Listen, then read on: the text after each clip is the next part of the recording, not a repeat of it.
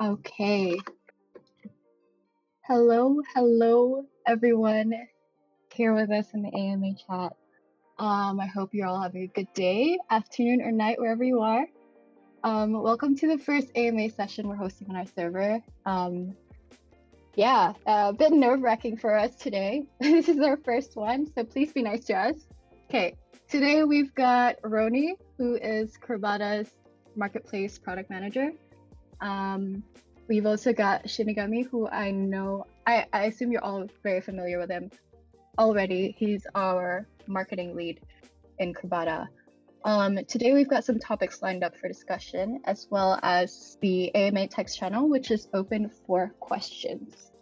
Okay, before we begin today's AMA, I just want to add a quick note to say that we appreciate you all, loyal Crabadians, for supporting us as we work tirelessly to push out the best version of our subnet and battle game. We know... Oh, hang on. Yeah, please say hi later. Give me a sec. Yeah, I'm thanking everyone. Just thank you for all of your support in keeping our community healthy and positive, especially during these times. We know how hard it is recently. Before I touch on any of the topics we have lined up today, I want to do a bit of housekeeping. I'm going to tune into the text channel now. Maybe Shinigami and Ronnie, let's say hi to everyone and maybe introduce yourself a little bit and explain to everyone like your role in Crabada, and yeah. Take it away. Thank you. All right, Ronnie, you want to go first? All right, I can take it first. Firstly, hello to everyone. I'm not sure which part of the world you are in, but I hope there's some Vietnamese, as I'm a Vietnamese. Right. So yeah, I'm Ronnie, and I've been working with Crabada for a short while now, mainly revolving in the marketplace and the idle game. So we've been having the good time and also a tough time recently, as you know. So it's been an interesting journey for me personally. It's been also grateful and joyful to see everyone here and to work alongside with, Swan here and Shinigami. So yeah. If you guys don't know, Ronnie is actually a newer addition to our team, so we're all very happy to have Ronnie on board. Welcome, Ronnie. It's been a while since you actually joined, but still officially welcome. Thank you. Okay, Shinigami up next. All right. Hi, guys. Shini here. Pretty sure that many of you are pretty familiar with me. It's my first non-tech appearance after so many months. So really excited to be here and to be speaking in front of everyone, right? To address you guys in voice. So prior to this, a bit of background about myself. I've been delving in advertising, marketing, design, UI, UX for the past 12 years now, professionally. And I think this journey in the Web3 space has been nothing like what I imagined. It's really, really a roller coaster ride, and it's been really, really fun and exciting so far. And I am thankful for this opportunity, amongst the great team that we have, and as well as you guys in the community. You have made this experience and really awesome one so far, and looking forward to more great times. 100%. Yeah, it's definitely an exciting time for us, especially for Crabada. We've got a lot of things coming on the way, especially next month. It should be a very exciting / hectic month for us. Okay, right, before we begin, housekeeping again. Everyone in the AMA chat, hello, hi, GM. How are you guys? Please tell me how you are. I want to know. How are you guys doing? How's your day? What do you have for lunch or breakfast? I don't know. Right, we've got a lot of GMs coming. GM guys, GM. Okay. Okay, I feel like it just started a GM train. Okay, we're gonna go ahead and address whatever topics we have lined up today. Everyone feel free to add your questions in the AMA chat. We'll be answering them towards the end or just picking up a few here and there while we go about our topics today. Okay, so first, one of the first things we want to address is the gas fees. I think we're all upset about it. We especially the team, we're very much aware of the current situation and we feel the extreme pain of it too. The team is still actively exploring options that are almost immediately feasible and doesn't impact the operational capability of Crabada in the long term, or to add additional dev effort, which will cause delays to the current timeline of Swimmer.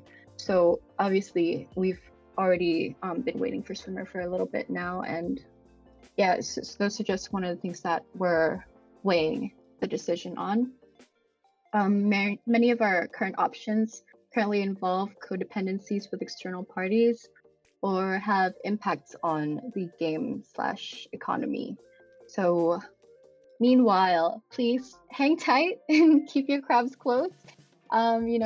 Readjust your strategies to what's comfortable to you, and we'll weather through the storm together. Swimmer is near. So hang tight, everybody. Okay. Shall we take a few questions now? What do you guys think? Question 1 Moon. That's up to you. Thank you for complimenting me on my English. Okay, let me just pass it on to Ronnie. We'll take questions towards the end. And yep. I think, yeah, Ronnie, we can touch on maybe issues around playability. Yeah, I think before we jump into questions, right, we have some insights and then feedback that we would like to share to you as a community. So let's talk a little bit about the issues about playability, mainly about the automation and bots. So first thing first, I would like to say that we are actively listening to all of your feedback, reading all of the Kenny posts, checking Discord, Telegrams, and all of the channel that we have, right? It's not that we don't really care or something. It's just that sometimes it's a little bit too much, and we hope you understand that we only have a few of us and trying to run the platform, right? So that's just to put it right there. So yeah, let's talk about where do we stand at the moment, right? So is the game, or Crabada in general, is always has been about the accessibility and the playability of the game, and we want to keep the ecosystem to be open to a variety of participants and promote the equality of access, right? So with this in mind, is power out both our past and ongoing efforts to develop features and updates to the game and push it to the direction that such all of the players will have the same kind of enjoyments, the same kind of access, somewhat of equality right there in any aspects of the game. So we also very well aware that without you guys, without the players, without the accessibility to the games, there would be no game. Hence, there would be no economy. Hence, there would be no problems to solve at all, right? So we are very much aware of that. So carrying on, like we have some feedback, or we have some complaints or from the community about the bot issues. I can share to you quickly some statistics. So we have this few months back before the captcha in place. Back then we have only around 700 plus looters, and most of them are bots, because technically every mine out there established, you will be looted immediately. So it's like 1-to-1 ratio, right? And for the first Okay, implementation hang of on, capture. Ronnie. Sorry. Yeah. I think really quickly, Shini wants to add a point to what you've Yeah. just said so far.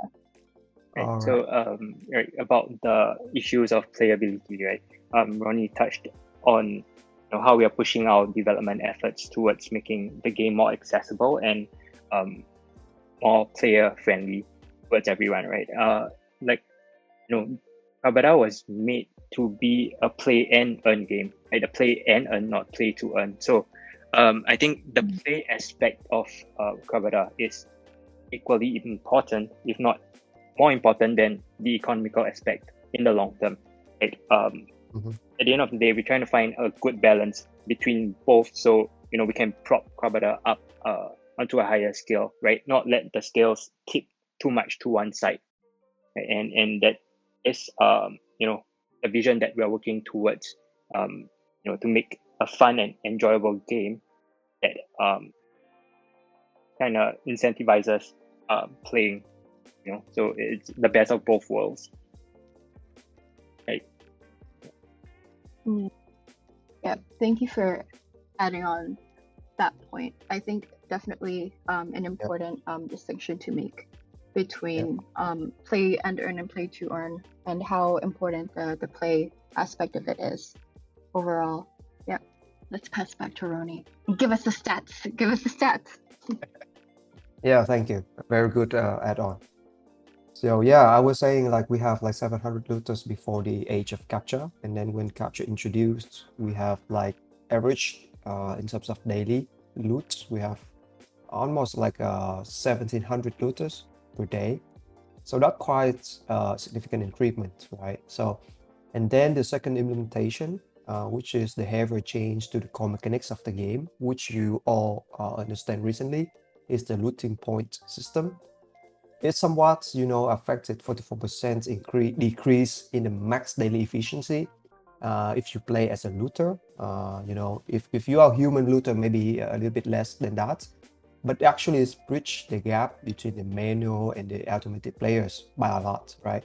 So up until today, you have the gap margin of around 5 to 6% per day for available mines that can be looted. So for all of the players out there who didn't have a chance to loot before, now you can actually do it because their gap margin right there, right?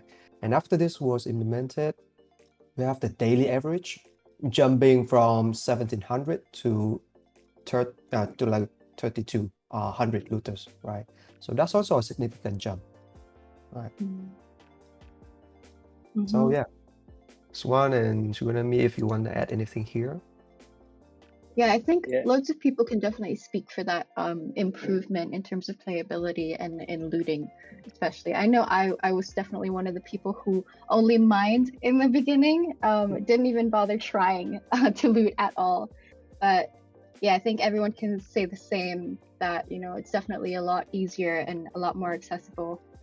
Just to answer a quick question here in the chat, do devs get rest? The answer is no. We do not sleep.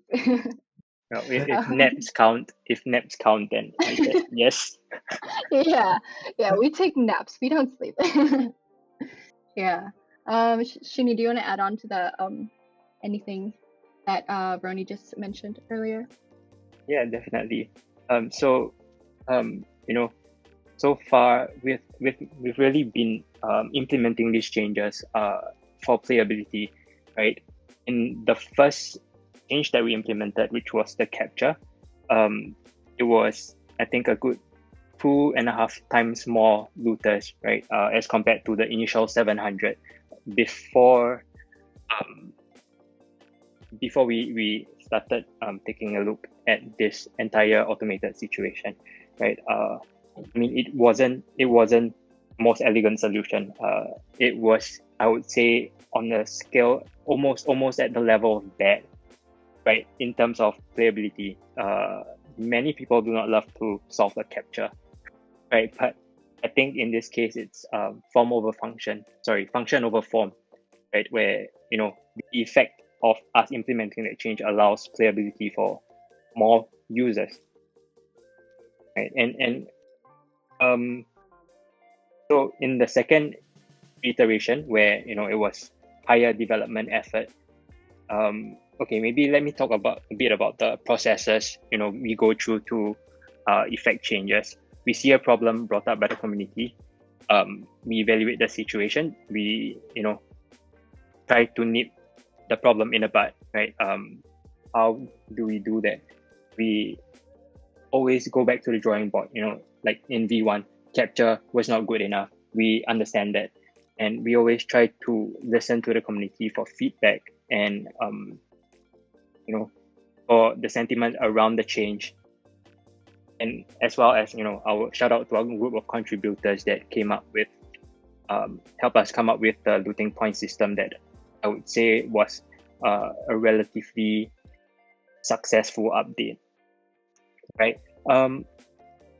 We typically do not do knee-jerk reactions. Like initially when we put out updates, it could be positive sentiment, it could be negative sentiment, but it is temporary, right? Players adjust and they feel the full effects of what's happening, and that gives us data to work upon, right? So some of our updates actually take more time than usual because we have to deliberate on what should be the action going forward and whether we should actually be making a change to that or not. Right? So that's a bit about the processes that we actually go through to effect changes. Yeah, definitely want to reiterate on like how decisions need time to be made. We need to consider a lot of things before first off we make the decision, and then we start implementing things, and like before we can even announce the change to the community. So I think that's one thing that is important to highlight as well. Okay, anything else you guys want to add on to that? Just a minor touch there. I think also people were asking a lot about the captcha. Like sometimes it's not fair to color blinded people, and it's like just a single type, so it's easily bypassed by bots, right? So the answer is yes, we have the plan to upgrade it to a different type of captcha. But the question is, we have to balance between what we want in terms of the priority in the roadmap versus the current resource that we can afford. So as you guys know, we are having the swimmer upcoming, which will be shared shortly after in this AMA as well. And we do have also the battle game, so that will somewhat come afterwards, right? So just to put it there for everyone to understand about the priority that we're having in mind. Yeah. Yep. Thank you, Ronnie. Okay, I think we can go ahead and touch on Swimmer really quickly. I think everyone's very curious. When launch? Yeah, Shinigami, take it away. All right. Yep. So I think this was a very heavily discussed topic, right? That we had to make an announcement on the very day that we were supposed to launch Swimmer. This decision was actually extremely difficult for the team. We essentially had a complete C chain fork ready to deploy, right? To launch Crabada on it. It was there, right? But due to some unfortunate circumstances that occurred in the Web3 space, right? It kind of made us rethink our decision, right? So a bit of background on where we were or how we came to the C chain fork, right? That was not essentially subnet EVM, that was the standard set by Avalanche. We were actually working on subnets really early, and many months prior to before subnets was made more commonly known to the public, right? Essentially many months of development effort have been put into it, right? But we were weighing security and future proofing versus launching in the now, right? How much impact will that have short term and long term? So what we decided to go with was difficult because, like, as I mentioned, we already had a product ready to go. It was just left to be deployed, and we would have Swimmer up and running. But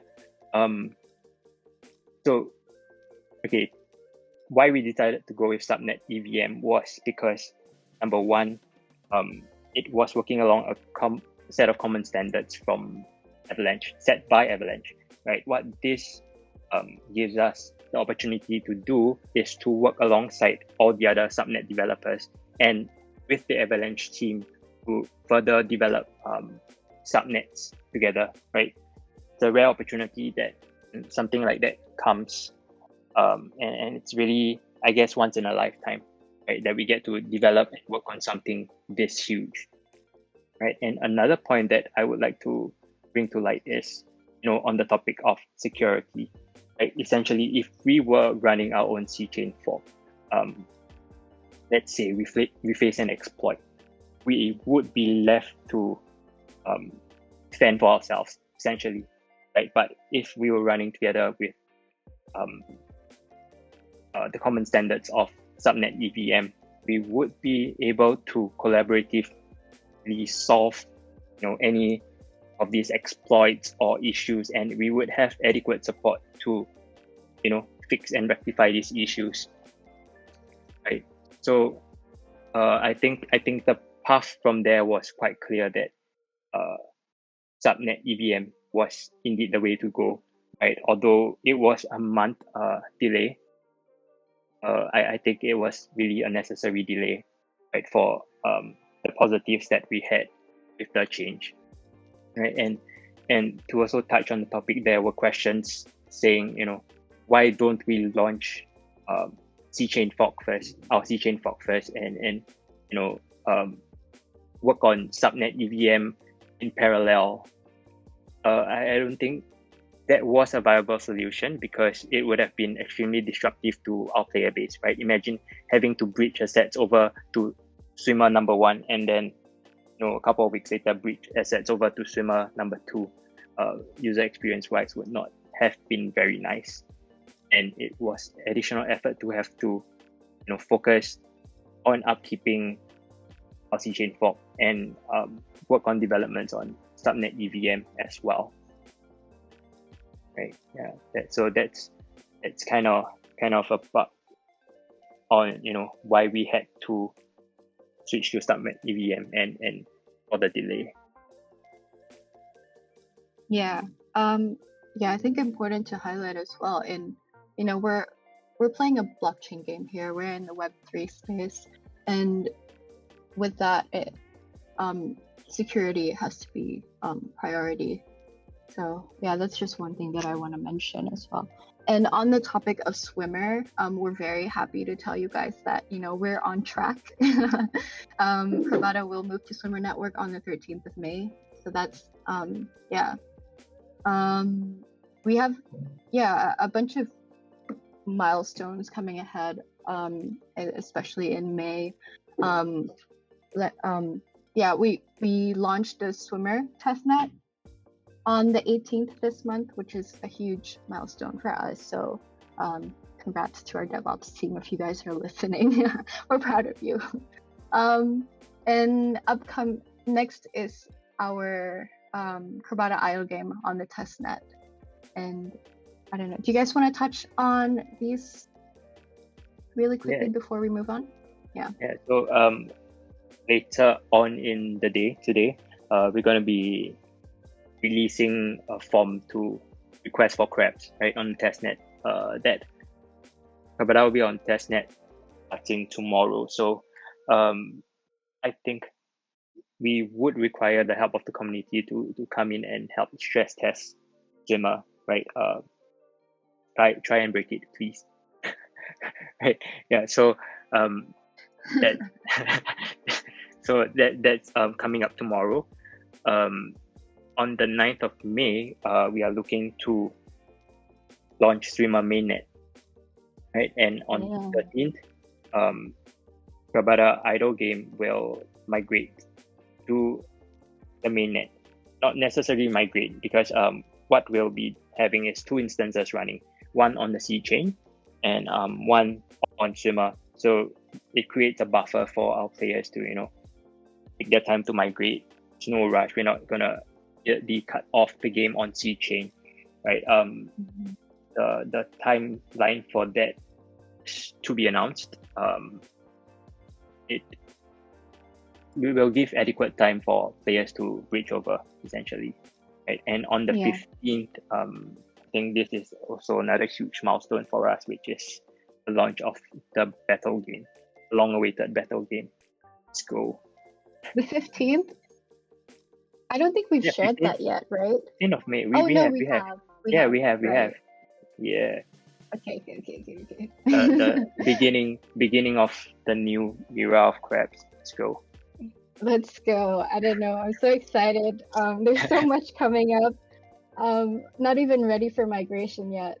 And then we have the battle game coming. Wow. Okay. Lots of exciting news.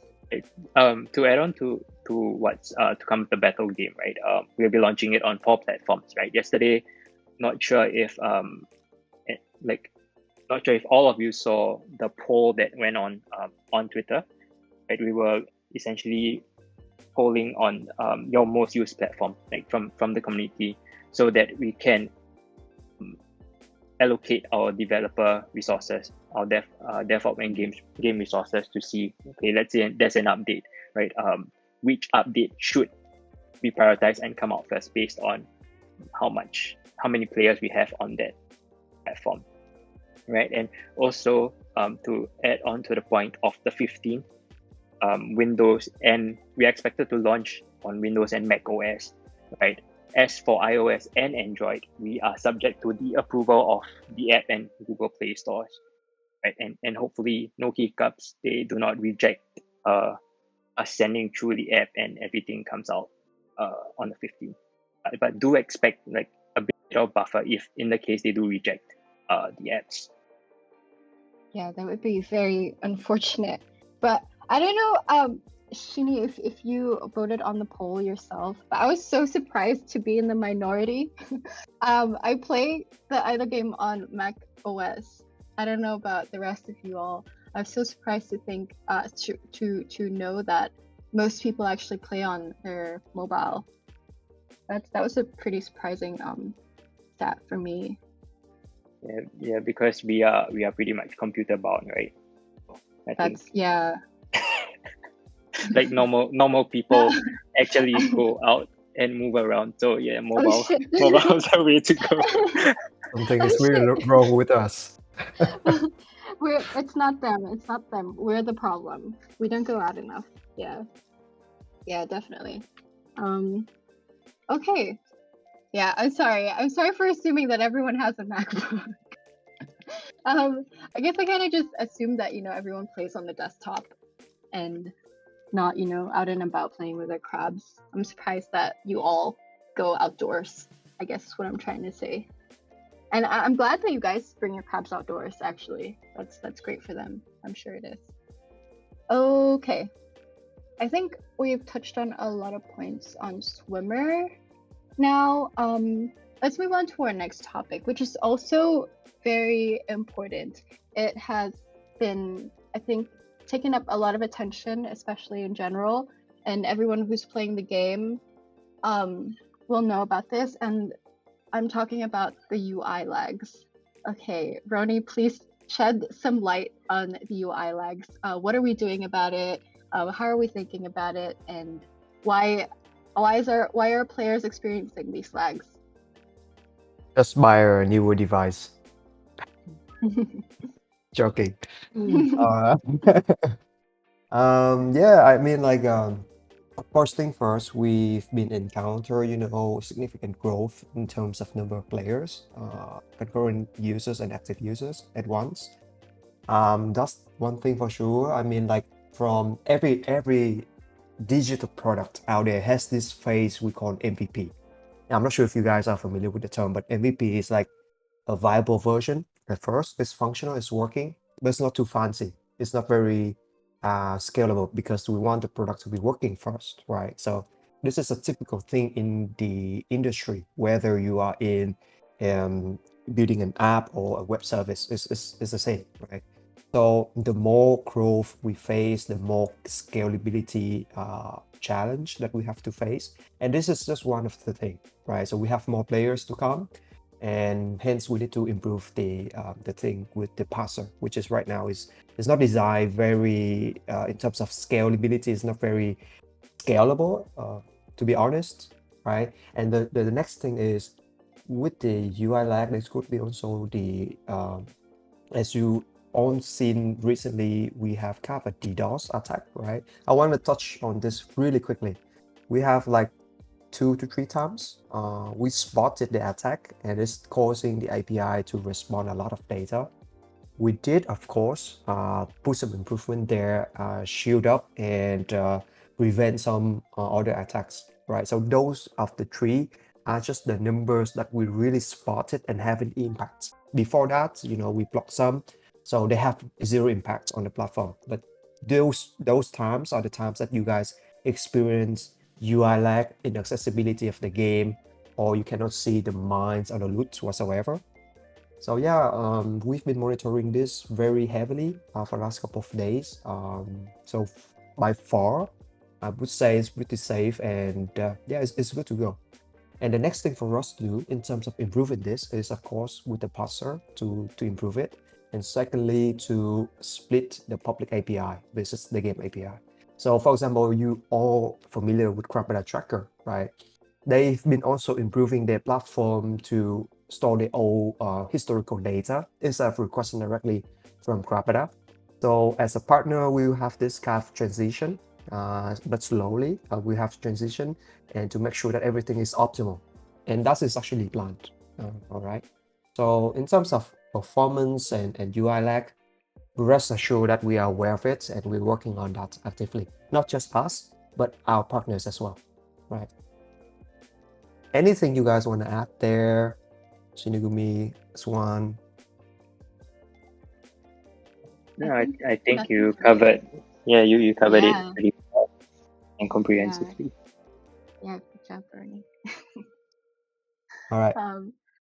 Yeah, So, I think there's nothing else to Go ahead. okay.